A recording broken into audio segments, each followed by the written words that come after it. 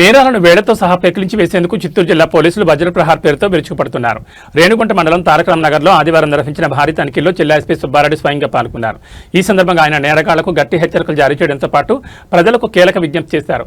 తారకరామ నగర్లో కొంతమంది అనుమానాస్పద వ్యక్తులు సంచరిస్తున్నట్లు సమాచారం ఉందని, వారి కదలికలపై నిరంతరం నిఘా ఉంచామని ఎస్పీ స్పష్టం చేశారు. నేర ప్రవృత్తి వల్ల ఎవరిని విడిచిపెట్టే ప్రసక్తే లేదని తేల్చి చెప్పారు. గంజాయి వంటి చట్ట వ్యతిరేక కార్యకలాపాల వల్ల యువత నిర్వీర్యమవుతోందని ఆవేదన వ్యక్తం చేశారు. గంజాయి సాగు, రవాణా లేదా విక్రయాలపై సమాచారం ఉంటే వెంటనే 112 లేదా 1973 నెంబర్కు ఫోన్ చేసి చెప్పాలని ప్రజలు కోరారు. సమాచారం ఇచ్చిన వివరాలు అత్యంత రహస్యంగా ఉంచుతామని హామీ ఇచ్చారు. నేరాలు లేని సమాజం కావాలంటే కేవలం పోలీసుల వల్లే సాధ్యం కాదని, ప్రజలు మీడియా కలిసికట్టుగా పనిచేయాలని పిలుపునిచ్చారు. శాంతి భద్రతలను కాపాడడంతో పాటు చట్ట వ్యతిరేక పనులపై ప్రజల్లో అవగాహన కల్పించడమే ఈ వజ్రప్రహార్ కార్యక్రమం ముఖ్య ఉద్దేశమని ఆయన వివరించారు. అనుమానిత వ్యక్తుల సమాచారాన్ని పోలీసులకు చేరవేయండి. మనం కలిసి పనిచేస్తేనే సురక్షితమైన నేరరహిత సమాజాన్ని నిర్మించుకోగలం. ఎస్పీ స్వయంగా క్షేత్రస్థాయిలోకి వచ్చి తనిఖీలు చేపట్టడం స్థానికుల్లో ధైర్యాన్ని నింపుతోంది. చట్టాన్ని అతిక్రమించే వారు ఎవరైనా సరే కఠిన చర్యలు తప్పవని ఈ ఆపరేషన్ ద్వారా పోలీసులు స్పష్టమైన సంకేతాలు పంపించారు. రేణిగుంట ప్రాంతంలో తారక రామారావు నగర్లో దాదాపు 20,000 మంది ప్రజలు నివాసం ఉంటున్నారు. ఈ ప్రాంతం అటవీ ప్రాంతంలో ఉండేది. ఒకప్పుడు బాగా ఎక్కువ మంది ఈ ప్రాంతం నుండి వివిధ ప్రాంతాల నుండి నివాసం ఉండడం, అనాథరైజ్డ్గా అనేక అసాంఘిక కార్యకలాపాలకు పాల్పడి ఇక్కడ తలదాచుకునే హిస్టరీ ఉంది.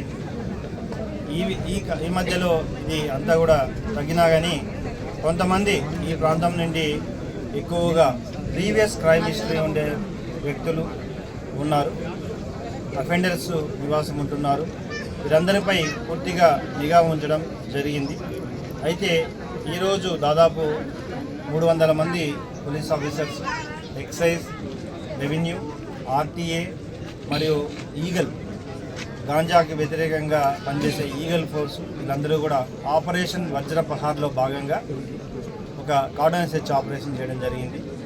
తద్వారా ఇక్కడ ఉన్న ప్రజలందరినీ కూడా ఒక మీటింగ్ పెట్టి వాళ్ళకి వారి యొక్క సురక్షిత భావన కోసం, భద్రత కోసం ఈ ఆపరేషన్ చేయడం జరిగిందని చెప్తూ, ఇక్కడ కేవలం 1-2% మంది వ్యక్తులు చేసే అసాంఘిక కార్యకలాపాల వలన ఈ ప్రాంతానికి చెడ్డ పేరు రాకుండా అందరూ సహకరించాలని, ఎవరు క్రైమ్ చేసినా లేదా గాంజాయి లాంటి ఇన్ఫర్మేషన్ ఉన్నా 112, 1973 డైరెక్ట్గా పోలీస్ వారికి చెప్తే వారి ఐడెంటిటీని గోప్యంగా ఉంచుతూ తగిన చర్యలు తీసుకోవడం జరుగుతుందని చెప్పడం జరిగింది. కొన్ని అనాథరైజ్డ్ వెహికల్స్ వాటిని కూడా సీజ్ చేసి వాటిని ఆర్టీఏ ద్వారా పూర్తిగా విచారించి తగిన చర్య తీసుకోవడం జరుగుతుంది. ఇక్కడ ఉన్న ప్రీవియస్ క్రైమ్ పర్సన్స్ కూడా పూర్తిగా వెరిఫై చేయడం జరిగింది, ఇంకా జరుగుతుంది.